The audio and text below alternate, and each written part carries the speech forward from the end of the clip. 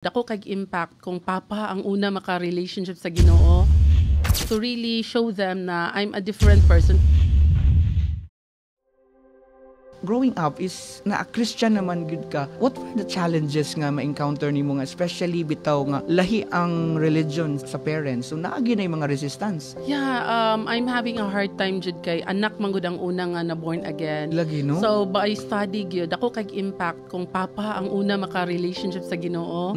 Kay mo follow yang wife, mo follow yang anak, so taas na siya nga percentage. Pero kung anak ang unang ma-born again or makaila sa Ginoo personally, lisod birahon ang parents kay ay mas nag-una pa mi sa imo sa Gani, no? Ayaw mig tudlo ha. Yes. What I did sa una gyud by the grace of God and wisdom po to sa Holy Spirit is if I will be admitted to MShoy IT, then you will visit our church like that. So okay. na ako yung mga deals with them. Nice.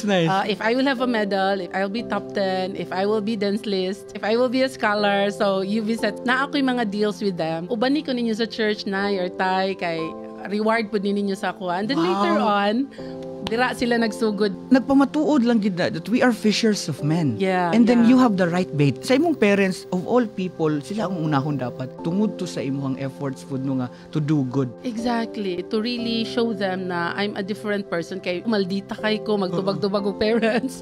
Dili jud ko buutan. Dili siya proud ana ha. Dili ko proud ana. Pero sa dihang na born again ko hinay-hinay na changes. Praise and God. From not so excellent in school, I started to be excellent.